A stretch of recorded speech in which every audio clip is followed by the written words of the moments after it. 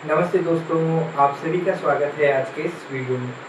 आज हम BEd second year की कोर्स 5 जिसका नाम है ज्ञान और पाठ्यक्रम, नॉलेज एंड करिकुलम, इसको शुरू करने वाले हैं पढ़ना।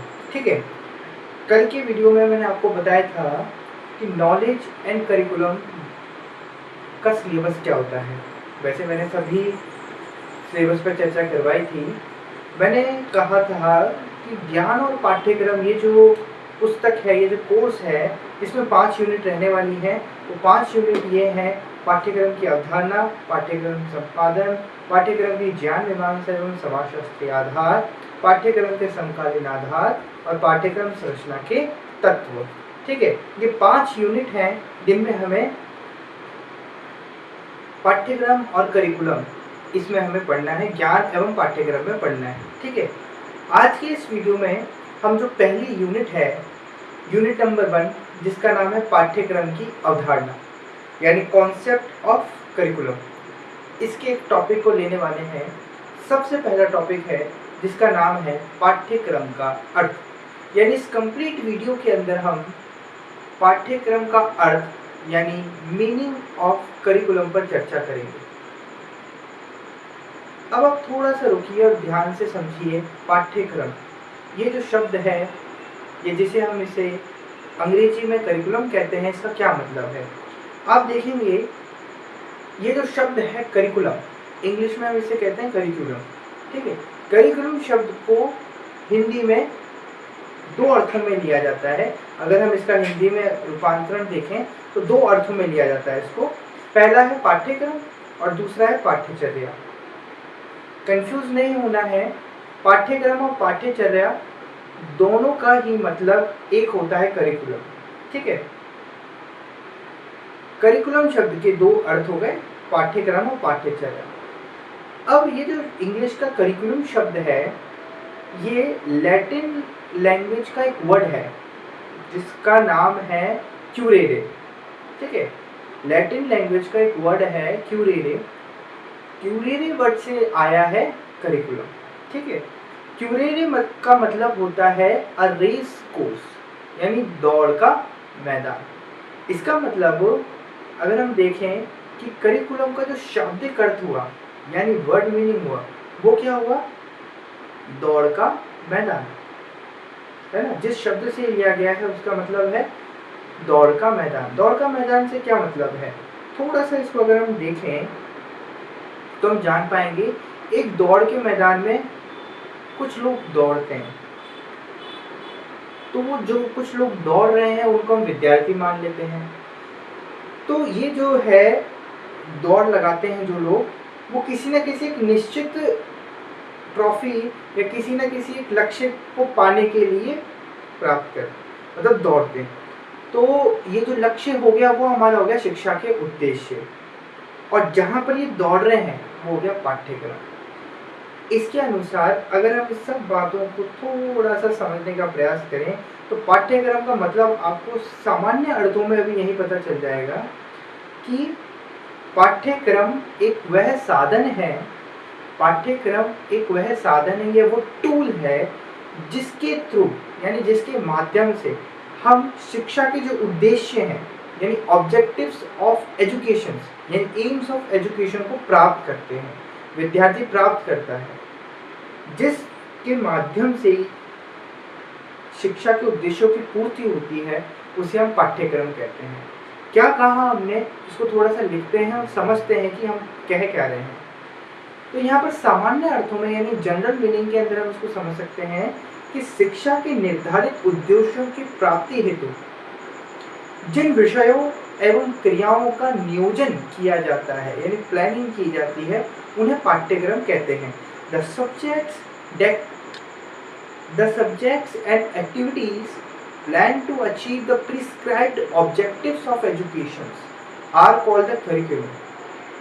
मतलब शिक्षा के कुछ उद्देश्य होते हैं, विद्यार्थी को उन उद्देश्यों को अपने जीवन में, अपने विद्यालय जीवन में पूरा करवाना होता है। तो शिक्षा के उद्देश्यों की पूर्ति के लिए पाठ्यक्रम तैयार किया जाता है। पाठ्यक्रम मतलब विषय और एक्टिविटीज का एक नियोजन प्लान किया जाता है कि हम इन शिक्षा के जो उद्देश्य है उनको कैसे पूरा करवाएं। तो वो जो टूल है जिसके थ्रू हम क्या कर पाते हैं, उन शिक्षा के उद्देश्यों को पूर्ति कर पाते हैं, उनको पूरा कर पाते हैं, तो उसे ही हम पाठ्यक्रम कहते हैं।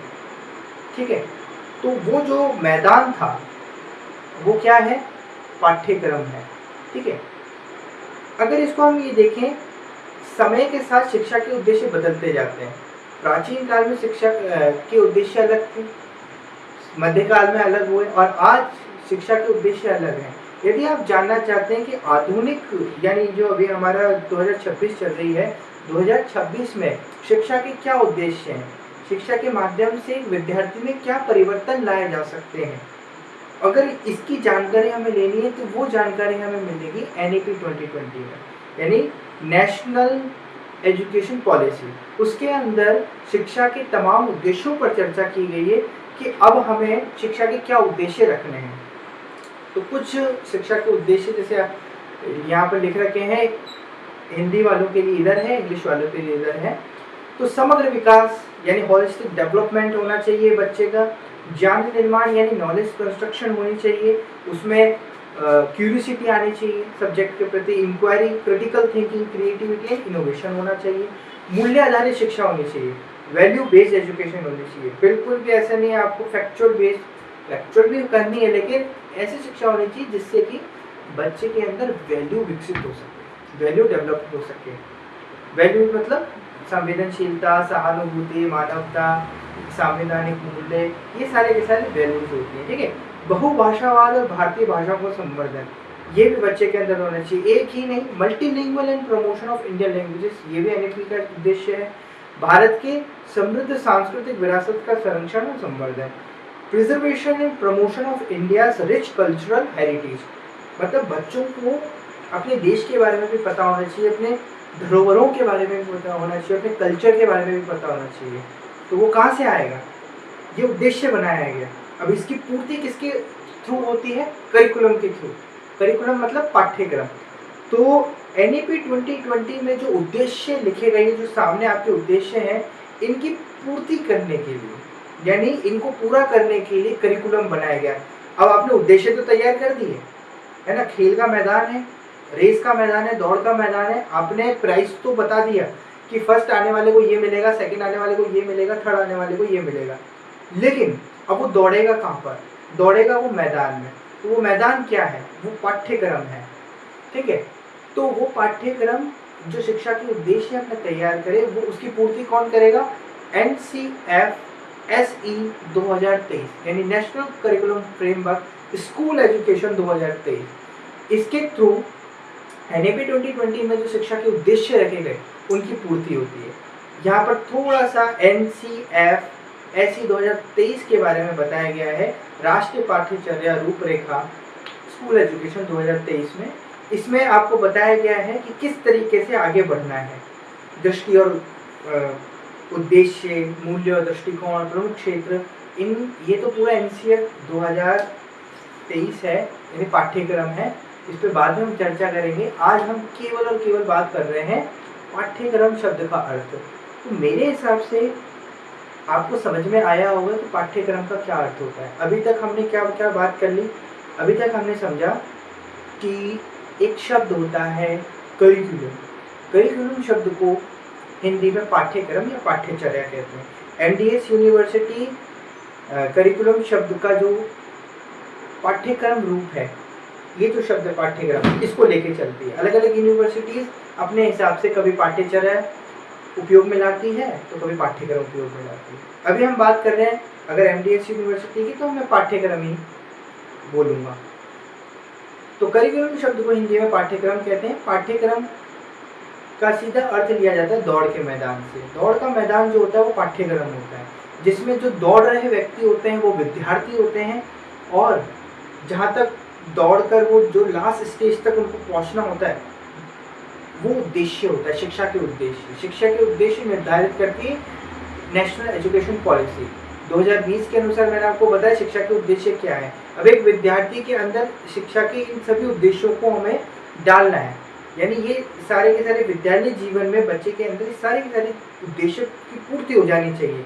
शिक्षक का माइंडसेट ये होता है। अब शिक्षक जिस टूल का यूज़ करेगा, यानी कैसे उसको एक बच्चे के अंदर उसका सर्वांगीण विकास करना है, उसका होलिस्टिक डेवलपमेंट करना है, इसके लिए उसको क्या क्या स्टेप्स लेने हैं, वो सब चीज़ें एआई टेक्नोलॉजी एनहांस या टेक्नोलॉजी बेस उसको आन होना चाहिए एक बच्चे का। ऐसा नहीं कि वो 2021 21st सेंचुरी में पढ़ रहा है और उसको टेक्नोलॉजी के बारे में कुछ नहीं पता, एआई के बारे में नहीं पता। हमारी शिक्षा इतनी पिछड़ी नहीं हो सकती, ठीक है।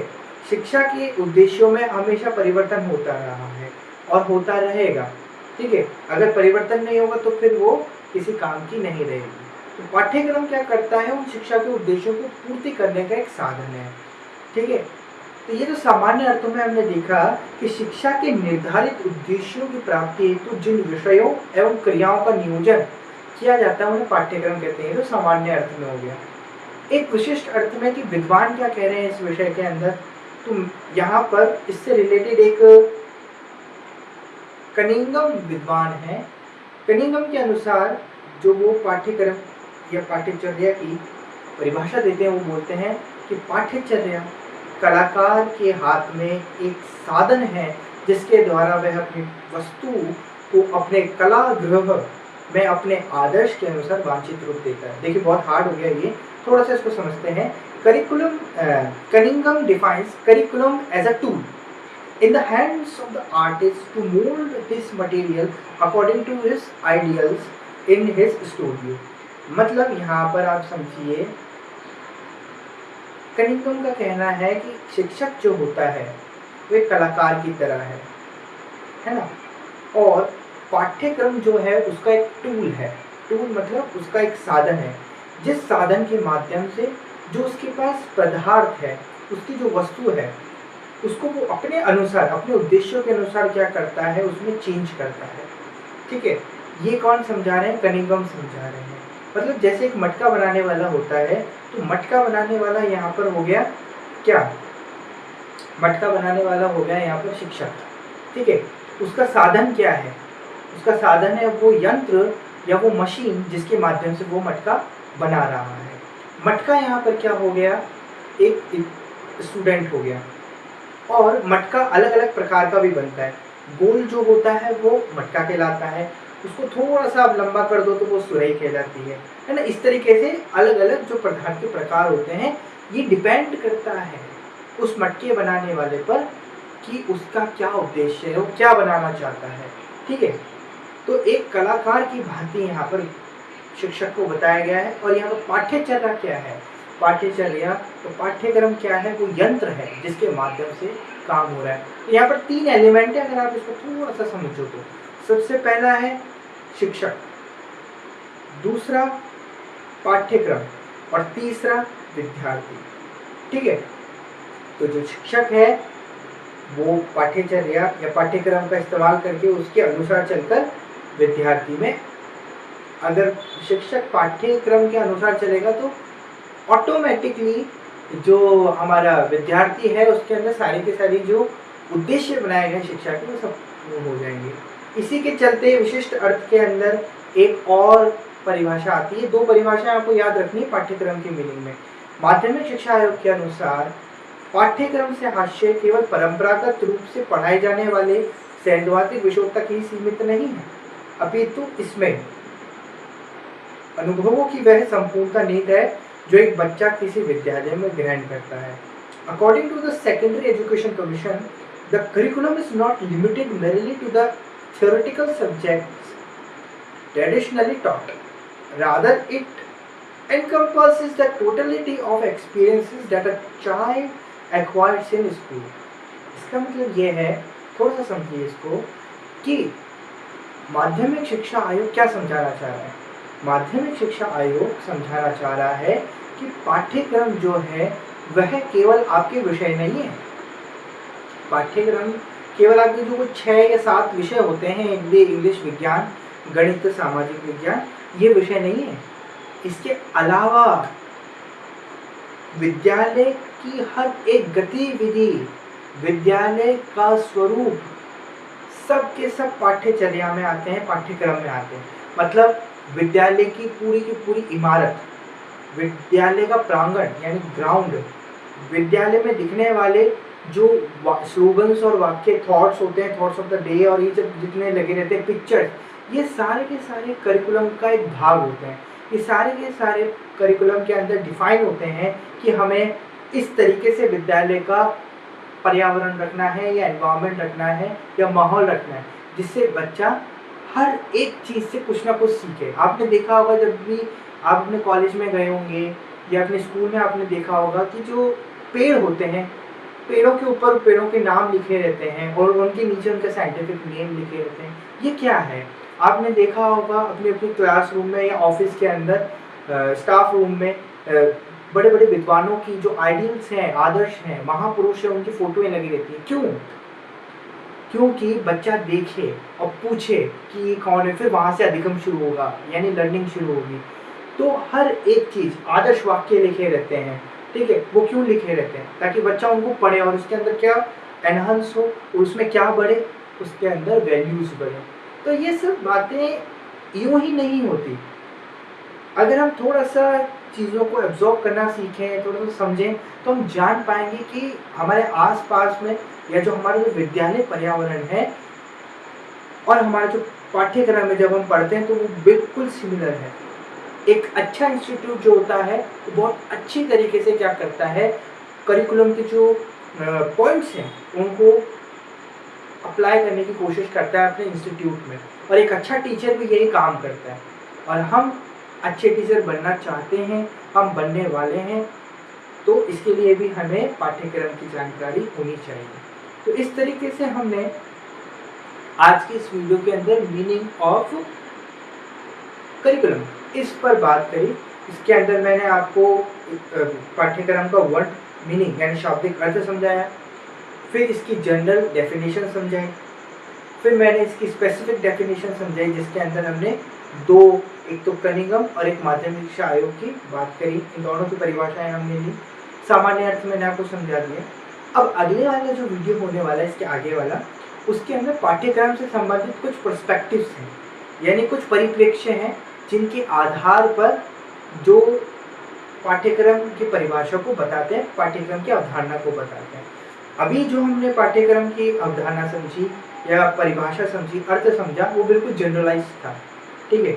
अब कुछ विद्वान हैं, कुछ विचारधाराएं हैं, जैसे परंपरागत एक विचारधारा परिप्रेक्ष्य है, अनुभववादी परिप्रेक्ष्य है, पुनः विचारवादी परिप्रेक्ष्य है, सामाजिक रचनावादी है। हमारे सिलेबस में ये 4 पर्सपेक्टिव से हमें समझना है कि परंपरागतवादी जो लोग हैं वो पाठ्यक्रम को किस प्रकार परिभाषित करते हैं, अनुभववादी कॉन्सेप्चुअल एम्पिरिस्ट्स जो हैं वो करिकुलम को कैसे डिफाइन करते हैं, रिकंसेप्चुअलिस्ट किस तरीके से डिफाइन करते हैं करिकुलम को, और सोशल कंस्ट्रक्टिविस्ट ये किस तरीके से करिकुलम को डिफाइन करते हैं। तो इन सब की बात हम करने वाले हैं अगले लेक्चर में। आज के लिए इतना ही रखते हैं। अगर कोई भी डाउट रह गया हो या कुछ समझ में नहीं आया हो तो आप मुझे कमेंट कर सकते हैं। व्हाट्सएप चैनल का लिंक मैं यहाँ डिस्क्रिप्शन बॉक्स में दे दूँगा, नहीं तो कमेंट बॉक्स में आप कमेंट भी करके मुझसे पूछ सकते हैं। अगर कोई सुधार की आवश्यकता है तो वो भी आप मुझे बता सकते हैं। आगे उन सुधारों को या उन गलतियों को अगले वीडियो में सुधारा जाएगा। आज के लिए इतना ही, फिर मिलते हैं। धन्यवाद।